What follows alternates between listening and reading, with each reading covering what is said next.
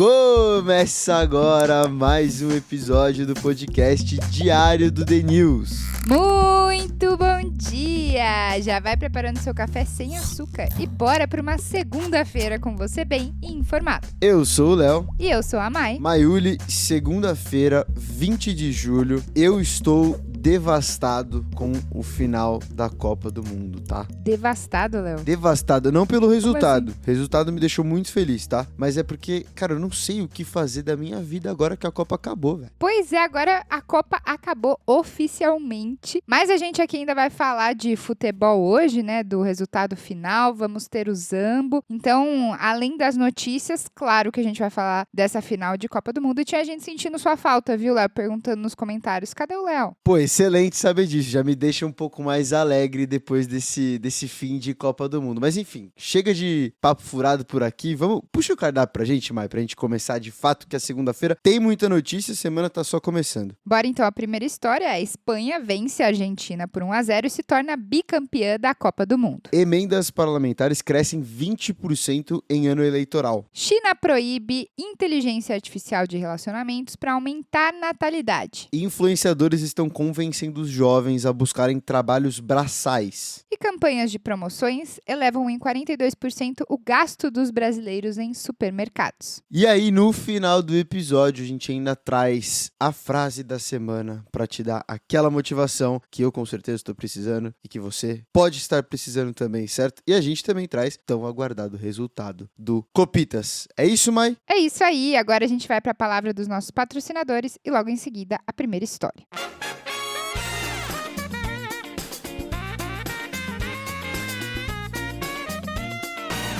Pergunta rápida para quem tá ouvindo. Vocês acham que intercâmbio é só coisa de jovem? Olha, Mai, eu chutaria que a maioria acha, mas uma pesquisa da Belta mostrou que a procura por intercâmbio entre pessoas acima de 50 anos cresceu em 30%. Pois é, Léo, essa barreira cultural tá caindo. Só que, independente da idade, para estudar ou passar uma temporada fora, você precisa de um jeito seguro de movimentar o seu dinheiro, né? E a Remessa Online resolve isso. Com eles, você envia dinheiro para o exterior com taxa transparente, câmbio comercial justo e sem aquela surpresa na fatura do cartão. E o melhor, o suporte deles é 100% humano, em português e direto pelo WhatsApp. Então, se você vai planejar sua viagem ou ajudar alguém a realizar esse sonho, usa o cupom TheNews15 tudo junto no site da Remessa Online. O link tá aqui na descrição.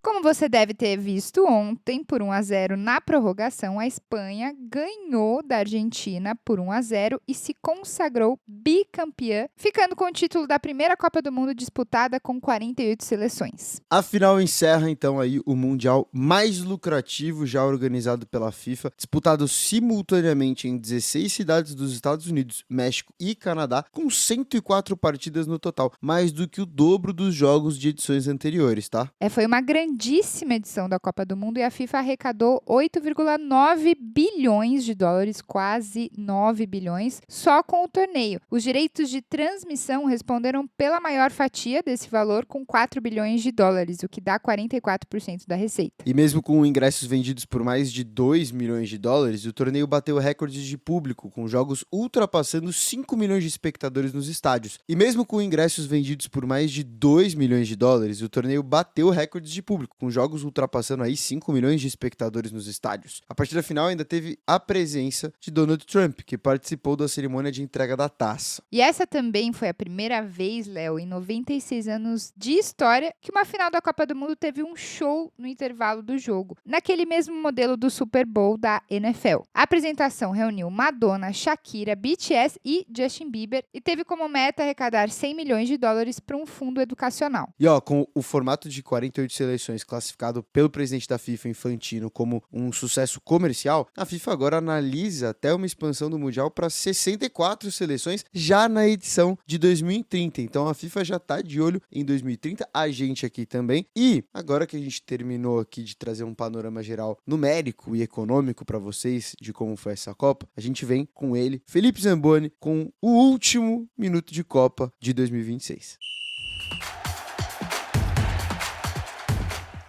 Enfim, um dia feliz na Copa do Mundo. E não é exagero nenhum dizer que ontem quem venceu foi o futebol. Quem venceu foi quem quis jogar futebol. Na final da Copa do Mundo de 2026, nós tivemos duas seleções. Uma que propôs o jogo, que manteve o seu estilo de dominância, de toque de bola, de procurar abrir o placar, enquanto a outra não só ficou retrancada, como foi para bater. E como bateu, hein? Como a Argentina bateu. Logo nos primeiros minutos teve a entrada forte do McAllister e aí foi um show de faltas da Argentina. Não que seja nenhuma novidade, a Argentina passou a Copa inteira batendo muito nas suas adversárias, com muitas polêmicas de lances em que os árbitros não davam um cartão amarelo ou deixavam de expulsar jogadores da Argentina. Ontem não foi uma exceção, a regra se repetiu. Bom, o jogo foi basicamente o que eu acabei de comentar. A Espanha dominando a posse de bola, terminou a partida com mais de 65% do controle da bola, enquanto a Argentina muito recuada, esperando algum erro espanhol para contra-atacar. Só que esse erro não teve. A Espanha ia empilhando chances, tentando furar a muito bem postada defesa do técnico Scaloni, e o placar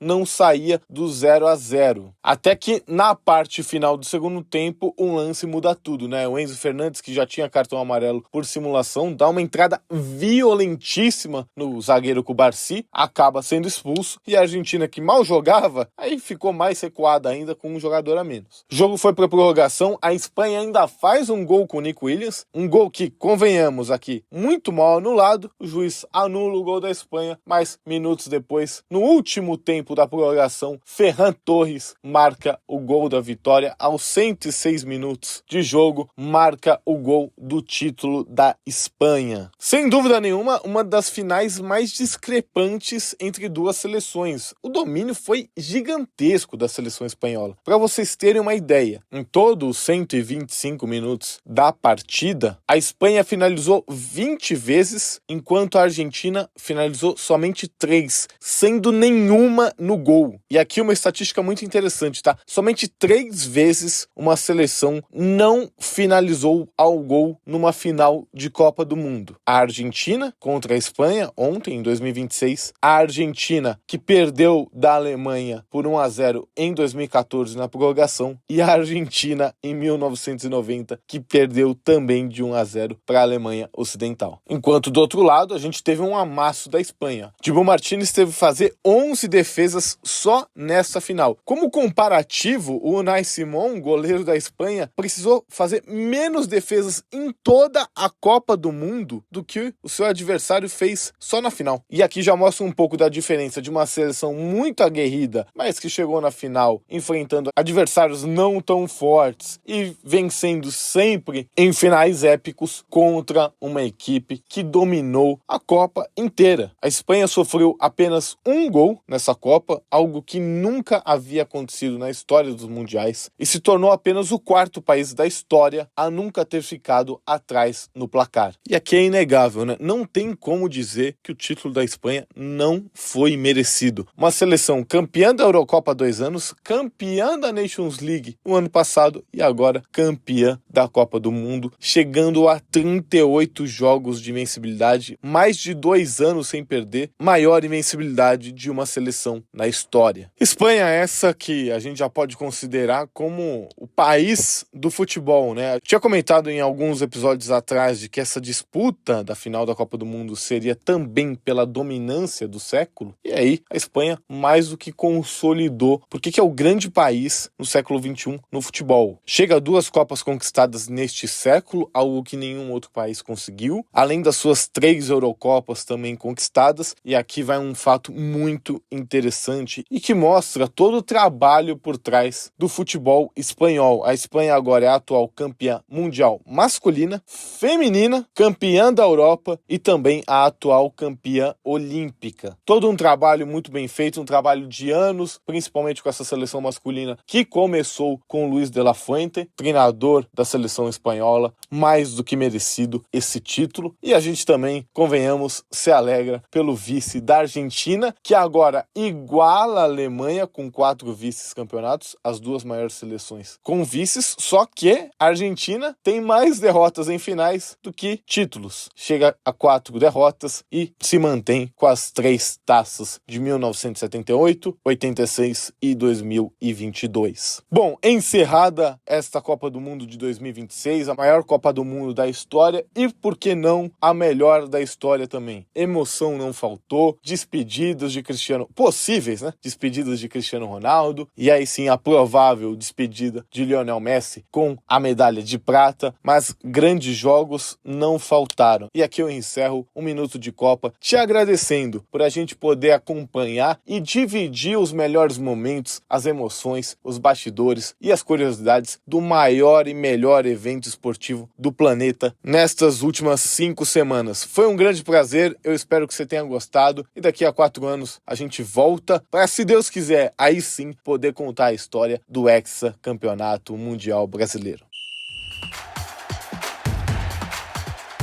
Bom, então encerramos o assunto Copa. Muito obrigada, Zambo, por todos esses minutos de Copa para nos manter informados. Agora a gente vai para a próxima história.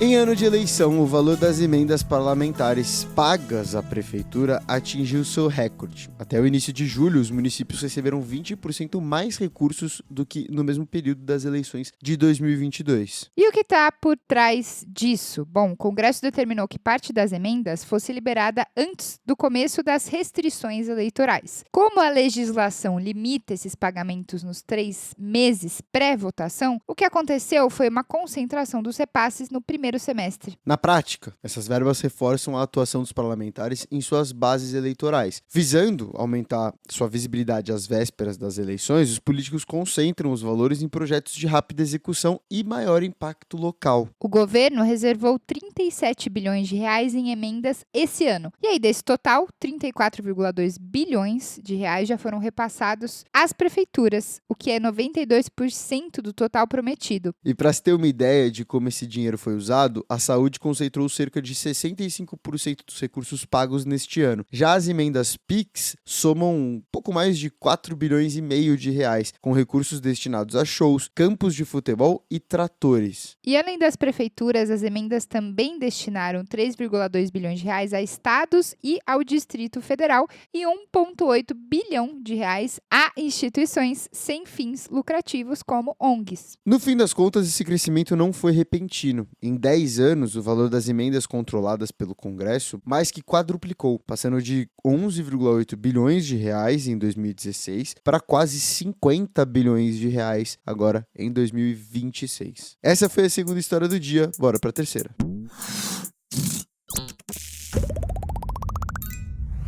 Encanadores, soldadores e eletricistas estão trocando a oficina pelas câmeras do celular para conseguir atrair os jovens para essas carreiras. Essa tendência está surgindo em meio à escassez dos chamados profissionais de colarinho azul no Brasil e nos Estados Unidos. Para se ter uma ideia, o percentual de empresas brasileiras que dizem não encontrar mão de obra qualificada suficiente saltou de 34% em 2018 para 81% em 2026. Esse é o maior nível já registrado por aqui. E a estratégia desses novos influencers está funcionando, tá? O interesse por profissões manuais vem crescendo nos 2 países. No Brasil, as matrículas em cursos técnicos bateram recorde no último ano, totalizando aí mais de 2 milhões de alunos. Nos Estados Unidos, 2/3 dos jovens afirmam que as redes sociais aumentaram seu interesse pelos ofícios manuais. Mas por que isso está acontecendo? Pensa que com menos profissionais disponíveis para atender a demanda, os serviços ficam mais disputados e os salários tendem a subir, tornando essas carreiras mais atraentes. E um reflexo disso foi exatamente a valorização de 8,8% na construção civil nos últimos 12 meses. Em março, essa área passou a pagar o maior salário médio de admissão entre todos os setores da economia brasileira. Ainda assim, o sucesso nas redes não resolve a conta. Formar um profissional qualificado leva anos e a faculdade segue sendo a escolha preferida entre a maioria dos jovens. Nos Estados Unidos, 74% dos jovens de 18 a 20 anos ainda priorizam o ensino superior tradicional. Bora para nossa próxima história. Na última semana, a China anunciou diversas regras para barrar a dependência emocional de usuários em AIs de companhia, os namoros virtuais. Agora, empresas que oferecem o serviço devem suspender a ferramenta. É isso mesmo que você ouviu, e caso a medida seja descumprida, as empresas podem receber multas de até 35 milhões de reais, ou o equivalente a 5% do faturamento anual. A medida entra em vigor em um momento que o governo chinês está vendo a taxa de natalidade do país cair. Em 2025, ela chegou ao seu nível mais baixo de todos os tempos e a população do país diminuiu pelo 4º ano consecutivo. Enquanto isso, o mercado dos chamados namoros de AI vive um forte crescimento. Segundo o levantamento, o setor desses humanos digitais, digamos assim, movimentou cerca de 3 bilhões de reais em 2024, com projeção de crescimento anual de 85%. E isso não é algo exclusivo da China, tá? Os relacionamentos entre humanos e os bots não param de crescer. Um estudo mostrou que mais de 15% dos solteiros no mundo todo já usaram a tecnologia como companhia romântica em algum momento. Outros lugares também buscam evitar que a tecnologia substitua as relações humanas, principalmente entre os mais jovens. Na Europa, alguns países já adotam restrições para menores de idade. Bom, essa foi nossa quarta história, bora para a última. As campanhas de fidelidade deixaram de ser só uma ação de marketing e passaram a funcionar como uma ferramenta para realmente reter os clientes. Os consumidores que participam de campanhas daqueles selinhos, dos supermercados, estão gastando, em média, 42% a mais do que quem não adere a esse tipo de promoção. Vamos fazer agora um momento Aurélio, quase que um dicionário, que traduzir o que é especificamente esse selinho, que é justamente o nome popular dado aos adesivos ou carimbos que os supermercados e as farmácias distribuem a cada valor gasto em compras. Então, você gasta um valor X em compras e recebe esse benefício do selinho. E mais um dado aqui pra gente. Olha só, mais de 75% dos consumidores elegíveis aderem às campanhas desses selinhos. O padrão sugere que o incentivo não é só para gastar mais, mas para concentrar as compras em uma única rede. Então, você meio que vira um cliente fiel se você ganha os selinhos de um supermercado e passa a ir só nesse supermercado. Já para as redes de supermercados, o faturamento cresceu 9,46% entre janeiro e maio de 2026, na comparação com o mesmo intervalo do ano passado, um indício de que as campanhas impactam de fato no volume total de vendas. O crescimento das campanhas acontece no mesmo período em que o Boletim Focus projeta inflação geral de 4,89% para 2026, o que é acima da meta do Banco Central. Então, isso ajuda a explicar porque as promoções ligadas ao ticket de compras ganham peso na decisão, de onde a pessoa vai consumir e gastar. Além disso, a inflação de alimentos dentro de casa deve fechar 2026 em 4,6%, mais do que o triplo registrado em 2025, o que aumenta a disputa dos varejistas pelo consumidor. Histórias da segunda-feira entregues. Agora a gente vai rapidinho para a palavrinha dos patrocinadores e na sequência tem a frase da semana e o nosso Copitas. Resultado do Copitas que a gente vai divulgar para você onde encontrar.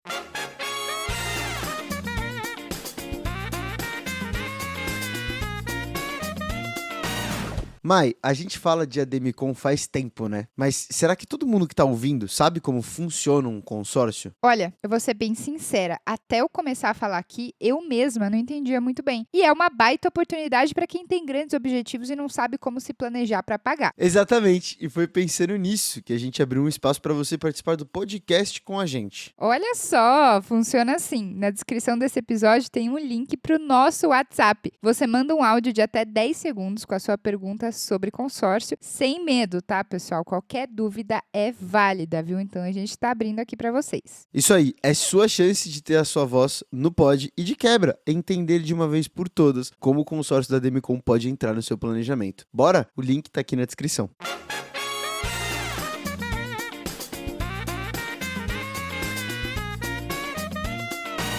Quer dizer, então, que chegou o grande dia, Léo. A apuração final do Copitas no nosso aplicativo, no aplicativo do The News, está acontecendo. Pois é, Mai, depois de semanas de palpites, zebras, classificações improváveis e muita confiança sem fundamento, vamos descobrir quem realmente tinha o gabarito da Copa. Então, abre o aplicativo do The News e lá você confere a sua posição no ranking final. Eu quero ver em que posição vocês ficaram, hein? Comenta aqui embaixo pra gente saber. E, aliás, conta pra pra gente, o que você achou do jogo de ontem, né? Que a gente falou no comecinho e eu esqueci de perguntar, mas quero saber a opinião de vocês. E aproveitando a deixa de copitas e tudo que já foi dito praticamente no início desse episódio, a frase da semana não poderia ser diferente. Ela é uma frase do técnico espanhol Luis de la Fuente, que acabou de ser campeão do mundo na primeira Copa do Mundo masculina que ele disputou à frente da Espanha. A frase é o seguinte, tá? O resultado não é uma exigência. A exigência é a entrega. Quando há trabalho, dedicação e compromisso, o resultado costuma ser uma consequência. Gostou, Mai? Nossa,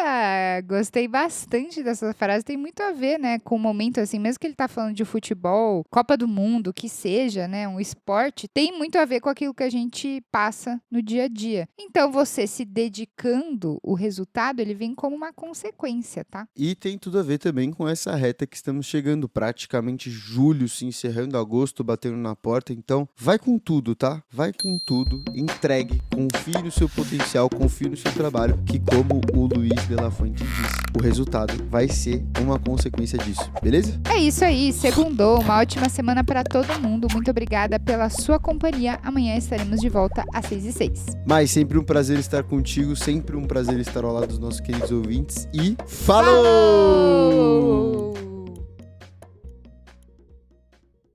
Esse programa foi produzido por TNS.